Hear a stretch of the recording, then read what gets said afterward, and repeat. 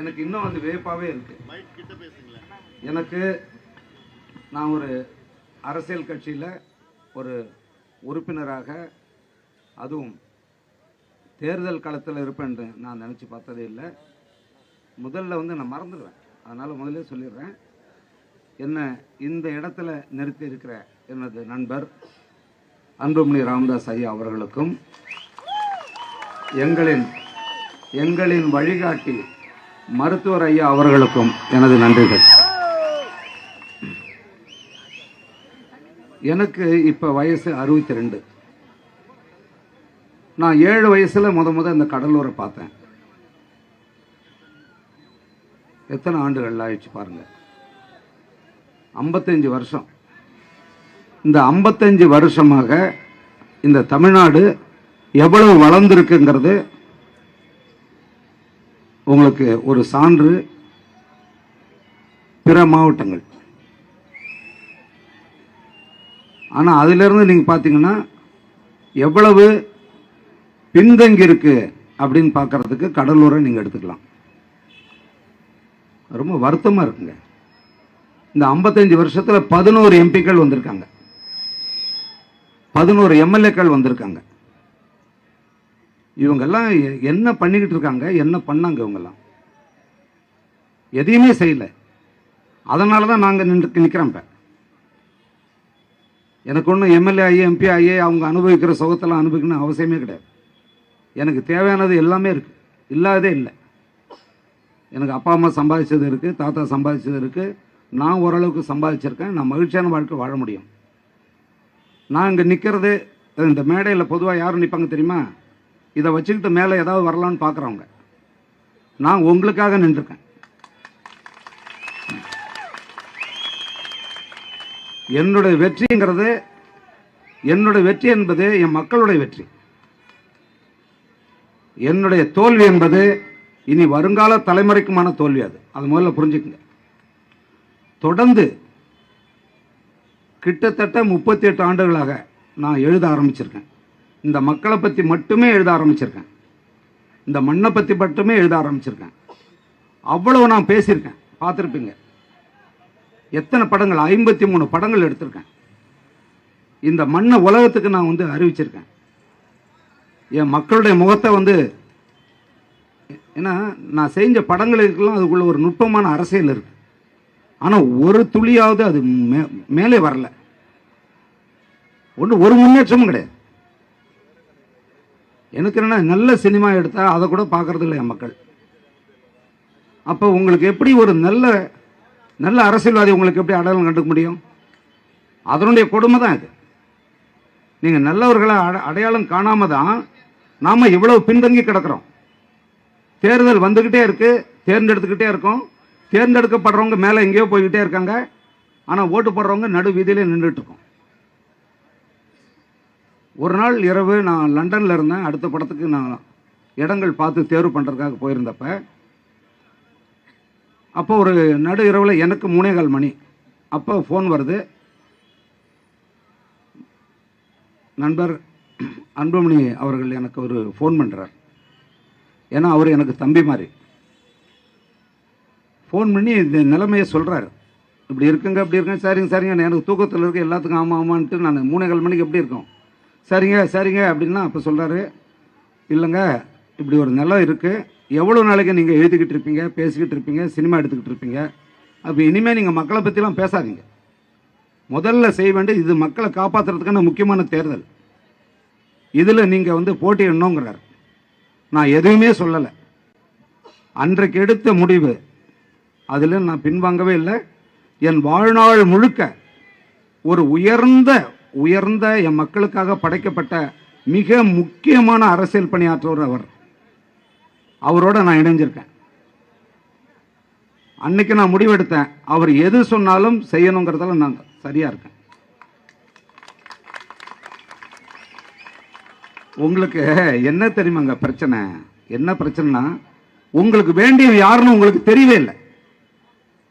அரசியலை தொழிலாக்கி இன்னமும் என்ன பெரியார சொல்றாங்க, அண்ணாவை சொல்றாங்க, அம்பேத்கரை சொல்றாங்க. அவங்க செஞ்ச அரசியல் என்ன, நீங்க செய்யற அரசியல் என்ன? அவங்கள வச்சுட்டு எவ்வளவு நாளைக்கு தொழில் பண்ணிக்கிட்டு இருப்பீங்க? இந்த ரெண்டு கட்சிகளும் தொழில் தான் செய்யுது. அது இல்ல உண்மையான அரசியல். பாட்டாளி மக்கள் கட்சியுடைய அரசியல். பாட்டாளி மக்கள் கட்சி மக்களுடைய பிரச்சனைக்காக மக்களால் உருவாக்கப்பட்ட ஒரு கட்சி. மற்ற கட்சிகள்லாம் தாத்தா சேர்த்து வச்ச சொத்து மாதிரி, அப்பன் சேர்த்து வச்ச சொத்து மாதிரி பேரப்பிள்ளைங்க அனுபவிச்சுட்டு இருக்காங்க. மகனும் பேரப்பிள்ளை அனுபவிக்கிற அது மாதிரியான கட்சிகள் தான் மற்றதெல்லாம். அதுக்கு என்ன வேணும்? அதை அனுபவிக்கிறதுக்கு பெருந்தலைவர்களே படம் வேணும். நீங்க எவ்வளவு காலத்துக்கு ஏமாறுங்க? நான் ஓட்டு கேட்க போறேன். இந்த மக்களுக்கு ஓரளவுக்கு எல்லாம் தெரியுது. எல்லாருக்கும் தெரிஞ்சா கூட அவங்களால கோபத்தை அடக்க முடியல. ஆமா, எல்லாம் வந்து கேட்பீங்க, அப்புறம் எங்களை விட்டு போடுவீங்க நடு ரோட்டில். நாங்கள் எது ஓட்டு போடணும்னு கேட்குது மக்கள். எனக்கு பதில் இல்லை. ஏன்னா அவங்கள வந்து அவ்வளவு தூரம் ஏமாற்றப்பட்டிருக்காங்க. இந்த நான் சிறந்த ஆட்சி பண்ணியிருக்கேன்னு சொல்லக்கூடியவர்கள், மிகச்சிறந்த ஆட்சி பண்ணிக்கிட்டு இருக்கிறதா நினைக்கிறவங்க, தயவு செஞ்சு உங்கள் பின்னாடி யாரும் இல்லாமல், ஏன் உங்களை யாரும் ஒன்றும் பண்ண போகிறது கிடையாது. நீங்கள் நல்லவர்களாக இருந்தால் மக்கள் பாதுகாப்பாங்க. உள்ளே இறங்கி நீங்கள் வந்து வாக்குகளுங்க. இது மாதிரி மேடை போட்டு எழுதி கொடுக்கறத படிச்சுட்டு அப்படியே கலைஞ்சு போயிட்டு இருக்காதிங்க. பத்திரிகையாளர்களை சந்திங்க. ஏன் பத்திரிகையாளர்களை சந்திக்க மாட்டேங்கிறீங்க? என் மக்களை சந்திச்சு ஒரு நாளைக்கு வந்து ஓட்டு கேளுங்களேன். மேடையாக பேசுறீங்களா? தமிழ்நாடு முழுக்க போய் கேட்டு பாருங்களேன் என்ன நடக்கும்னு. நீங்க செய்திருக்கிற ஆட்சியால என்ன நடந்துட்டு இருக்குன்னு என் ஊரை வந்து பாருங்க.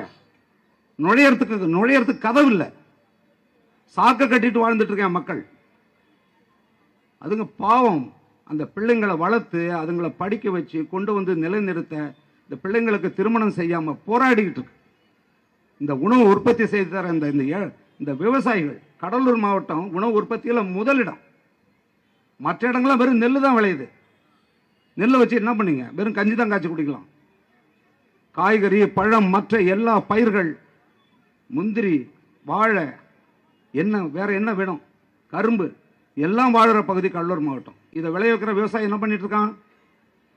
எங்கே ஏதாவது அவன் பாருங்க, தலையில் அந்த வெயிலில் முக்காடு போட்டுக்கிட்டு அந்த பலாப்பழத்தை வச்சுக்கிட்டோம், முந்திரியை வச்சுக்கிட்டோம், இந்த பரிதாபம் இந்த வாழைப்பழத்தை வச்சுட்டு உட்காந்துருக்க அந்த மக்களை நீங்கள் என்ன பண்ணி வச்சிருக்கீங்க?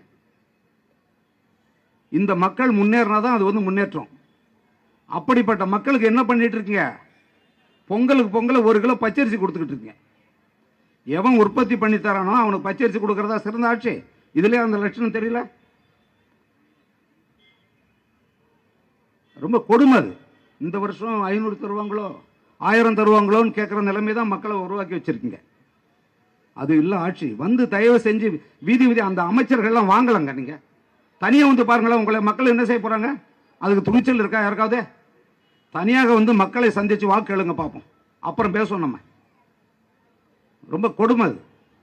என்றைக்கு அந்த மக்கள் அந்த பரிசு பொருள்னு சொல்றாங்கல்ல, யோ நாங்கள் தான் உற்பத்தி பண்றோம், எங்களுக்கு தராத, எங்களோட வாழ்க்கை முன்னேற்றவை நாங்கள் வாங்கிக்கிறோம் அப்படின்னு என்னைக்கு அதை வாங்கி வீதியில் வீசி எறிகிறாங்களோ அதுதான் சரியான பொங்கல்.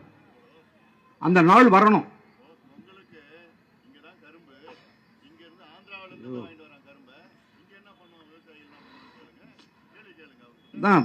நானும் கரும்பு போட்டிருக்கேன், அதனால தான் சொல்றேன். சரியா தான் சொல்றாரு.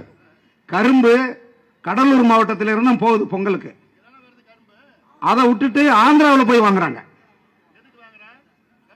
கமிஷன் தான், எல்லாம் கமிஷன் தான். இன்னும் பாம் ஆயில் வாங்குற மாதிரி தான். நம்ம தென்னை மரத்தில் விளைஞ்ச தேங்காய் அவ்வளவு கிடக்குது, அவ்வளவு எண்ணெய் கிடக்குதுங்க. ஆனா போய் பாம் ஆயில் மலேசியாவிலும் இந்தோனேஷியாவிலும் வாங்கிட்டு இருக்காங்க.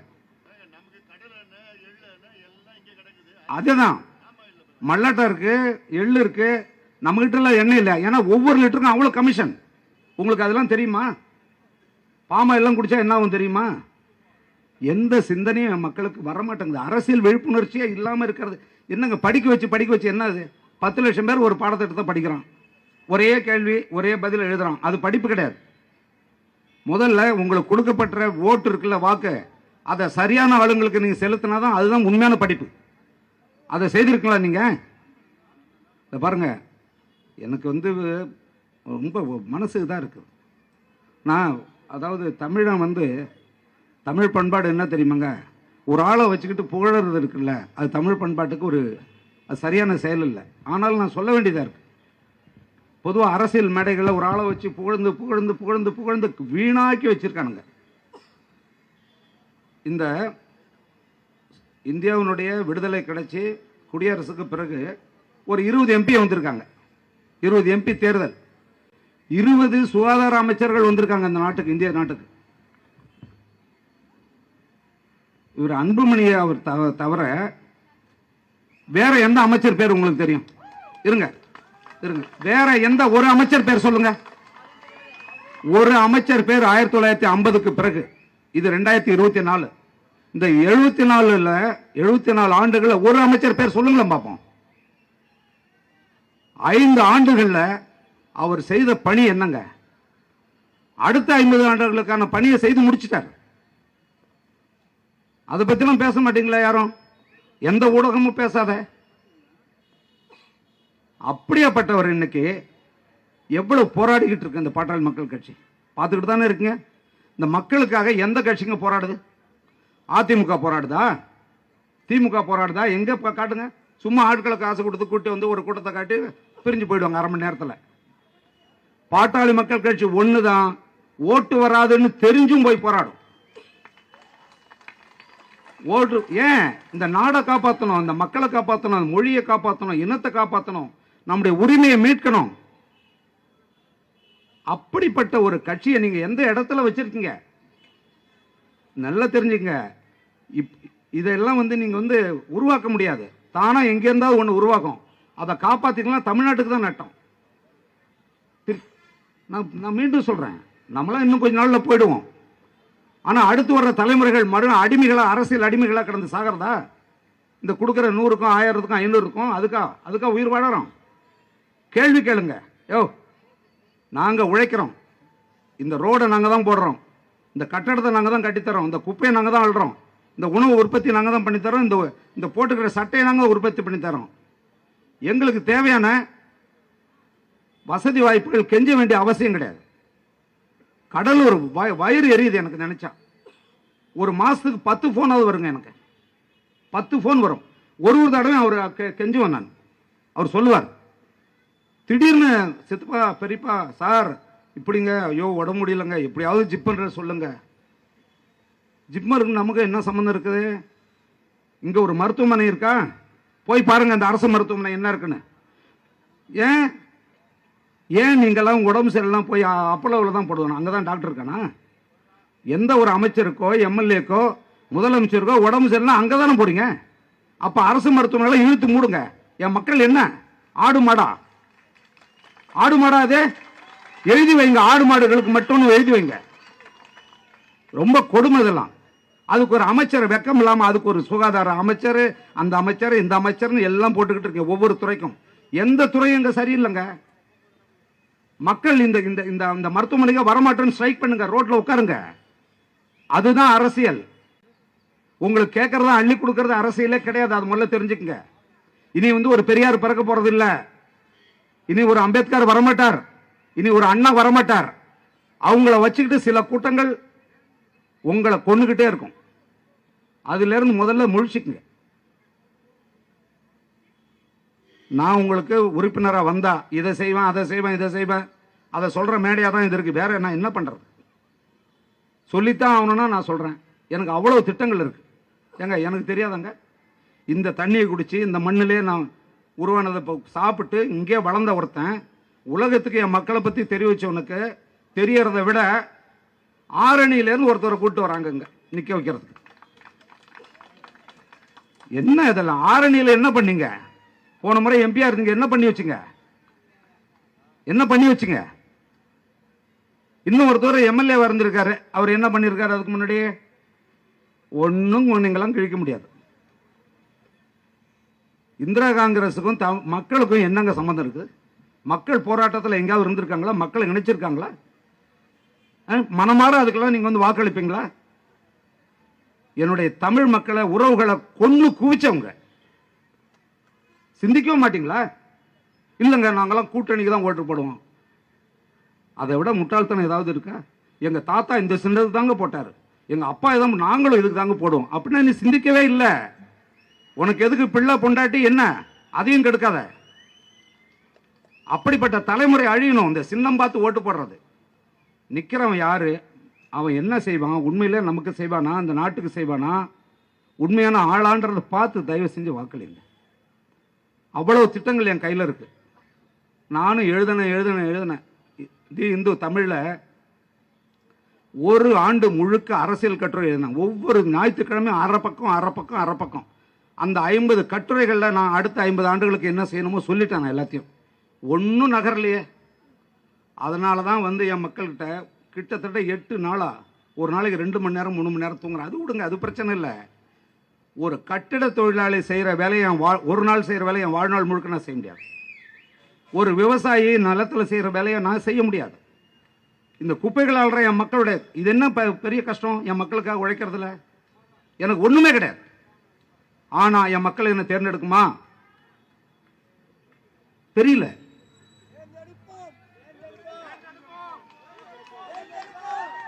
இங்க பாருங்க, நீங்க விரும்புறீங்களோ விரும்பலையோ 3வது முறையும் நரேந்திர மோடி அவர்கள் தான் பிரதமர் ஆக போறார். நீங்க நல்லா புரிஞ்சுக்குங்க. போன முறை 40 எம்பியில் 1 பாண்டிச்சேரி, இன்னொன்று ஓபிஎஸ் அவருடைய பையன், மீதி 38 எம்பி திமுக உடையது. அந்த 38 எம்பியை வச்சு என்னங்க பண்ணீங்க 5 வருஷத்துல? என்ன பண்ணீங்க? நரேந்திர மோடி ஆட்சியோட சண்டை, தினமும் சண்டை, கடிதம் எழுதுறது எல்லாத்துக்கும். ஒரு கடிதம் எழுதுறதாங்க ஒரு அரசாங்கம்? கடிதம். இப்ப இந்த பகையால இழந்தது யார்? என் தமிழ்நாட்டு மக்கள்.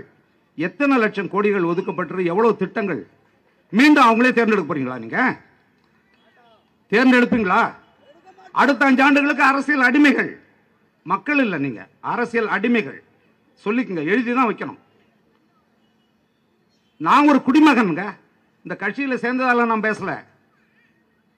நான் இந்த கட்சியில் இணையும் போதே நான் கேட்காமலே சொன்னார், இதோ பாருங்க, நீங்க தனிப்பட்ட முறையில் உங்களுடைய அடையாளத்தோடு நீங்க இருக்கலாம், உங்க கருத்துக்களை துணிஞ்சு சொல்லலாம், அதுதான் இந்த கட்சியினுடைய சிறப்பு, அதுதான் எங்களுக்கு பெருமைன்னு சொன்னார்.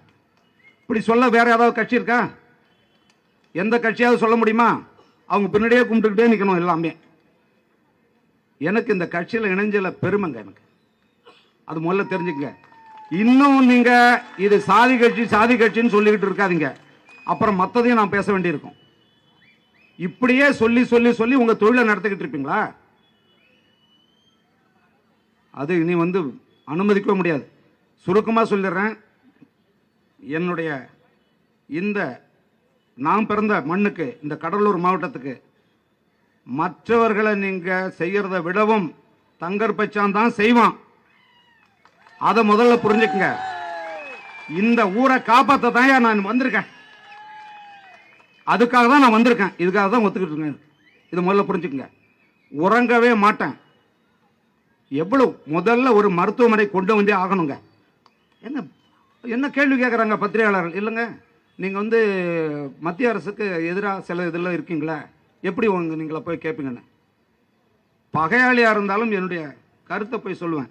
நீங்கள் நரேந்திர மோடி அவர்கிட்ட உங்கள் பிரச்சனையை சொல்லியிருக்கீங்களா போய்?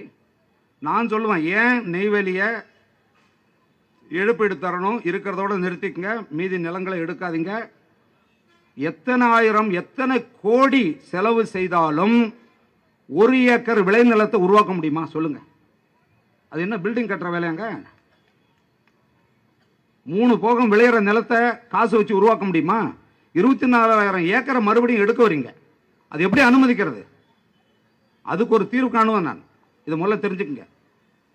குடிக்க தண்ணி இல்லைங்க. நெய்வேலின்னு 1.5 மணி நேரம் 1.5 கிலோமீட்டரில் குடிக்க தண்ணி இல்லை. ஒரு 70 வயசு பெண்கள்லாம் வந்து அம்மாலாம் உடனே காலை பிடிக்கிறாங்க, எங்களுக்கு பச்சை தண்ணி கொடுங்க, அதை குடிச்சாவது செத்துறணும். கொடுமை இதெல்லாம். கடலூருக்கு செய்ய வேண்டியது ஏராளம் இருக்குதுங்க. நான் யாரையும் குற்றம் சாட்டுறது இல்லை. அது காலத்துடைய வளர்ச்சி. கடலூருடைய வளர்ச்சி எதுன்னு சொல்றீங்க? வந்து பாங்க, ஒரு மேடை போடுவோம். இந்த கடலூரில் இதெல்லாம் பண்ணி நாங்கள் வளர்ச்சி படிங்கன்னு சொல்லுங்களேன் பார்ப்போம். நான் வரேன். உண்மையிலே நினைச்சிருந்தா எல்லா வேட்பாளர்களுக்கும் ஒரு மேடை வைங்க, நான் வரேன், நம்ம பேசுவோம், என் மக்களுக்கு என்ன செய்கிறேன்னு. இங்க வளர்ந்து உயரமா நிக்கிறதெல்லாம் துணிக்கடை, நகைக்கடை, சினிமா தியேட்டர். இதை தவிர இதெல்லாம் வளர்ச்சியாங்க? இதுதான் வந்திருக்கு.